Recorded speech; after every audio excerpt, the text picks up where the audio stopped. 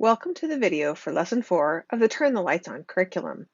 This lesson introduces the science concepts related to the second and third available electrical generating plants for their designs, the wind turbines and the small hydropower plants.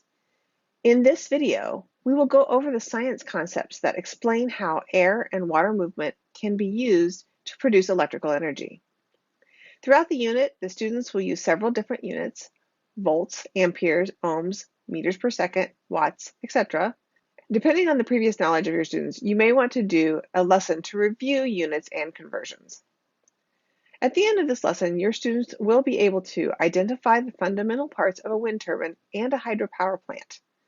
They should be able to explain how the power generating plant transforms kinetic energy into electrical energy and describe the relationship between kinetic energy and the speed of the wind. The two main concepts in this lesson are kinetic energy and energy conversion. Students will develop an understanding of how the power generating plant transforms kinetic energy into electrical energy. They will describe the relationship between kinetic energy and the speed of the wind and also identify the fundamental parts of a wind turbine and hydropower plant.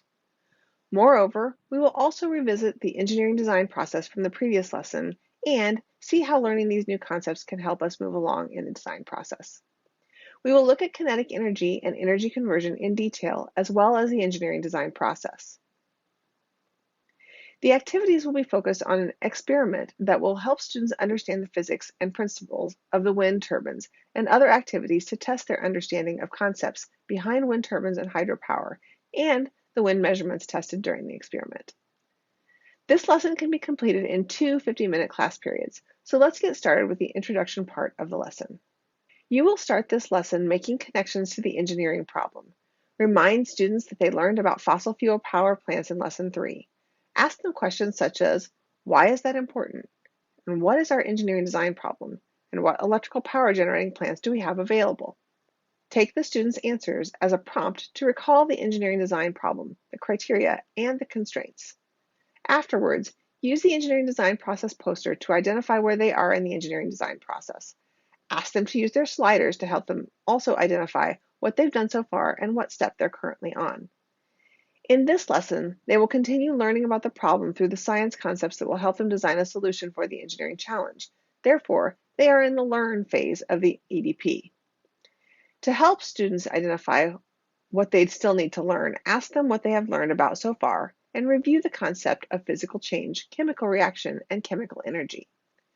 Next, tell students that in this lesson they will learn about other sources of energy that's available, the kinetic energy from the wind and the rivers, and how they can use that energy to get electricity for the power grid. Students will watch the Hydropower 101 video to gain a better understanding of hydropower plants and be able to decide if they want to utilize one for their design. You can pause this video and watch the Hydropower 101 video in the link below. After students watch the video, have them read the information sheet of the hydropower plant to identify which type of plant is available for their system. In this case, they have the run-of-the-river hydropower plant available. It is important to note that small run-of-the-river hydropower plants do not need dams because they can use kinetic energy from flowing rivers directly. Next, introduce the wind turbines as another source that they can use to generate electricity. Emphasize that they have similar working principles to hydropower plants. Challenge students to reflect on it, asking them what aspects they think these systems have in common. After this discussion, students will watch another video to compare both plants. Please pause this video and watch the How Does a Wind Turbine Work video. This is the video students will watch to develop their understanding on wind turbines. You can find this in the link below. Next, ask students to read the description section of the information sheet of wind turbines. Lead a class discussion about the generating plants and ask students to complete the worksheet 4A, where they have to complete the blank spaces using the given words there and answer a question related to different forms of energy. At this point, take a moment to check students' previous knowledge of electricity concepts such as voltage, current, resistance, and power. Now that they were introduced to wind turbines, it's time to learn the physics and principles of the wind turbines, specifically how the wind energy is converted into electric power. We are doing that through an experiment with the wind energy kits. During this activity, explain the difference between power and energy to students. You can multiply the turbine power by 60 to determine how much energy is produced after 1 minute of operation if the power is maximum. Energy is directly proportional to the power.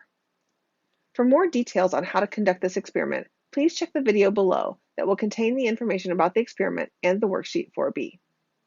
After the experiment, lead a class discussion about the trend of their graphs and how the power or energy produced by the wind turbine is proportional to the wind speed.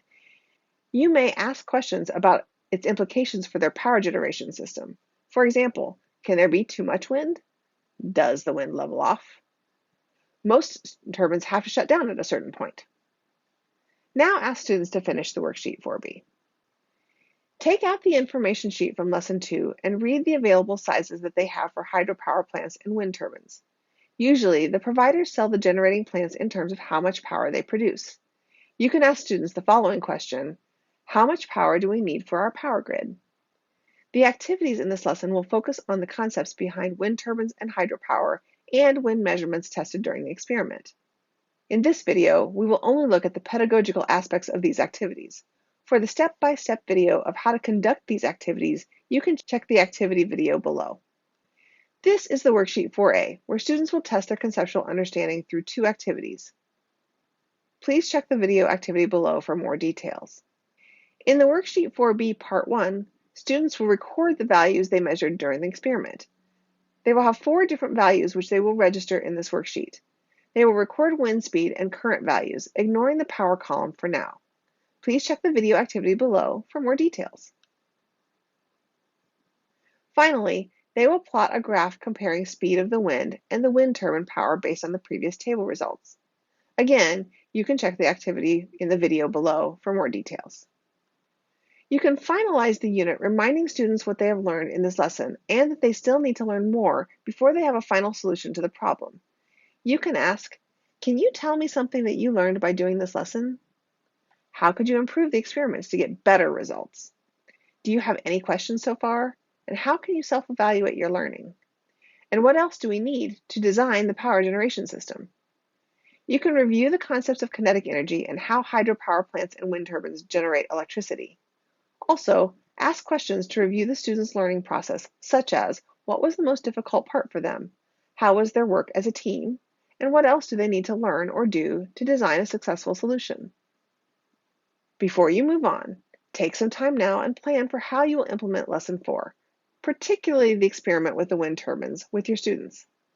Take notes in your curriculum document about things you want to remember, and perhaps add information about timestamps from this video that may help you later when you want to review. When you are ready, proceed to the Lesson 5 video.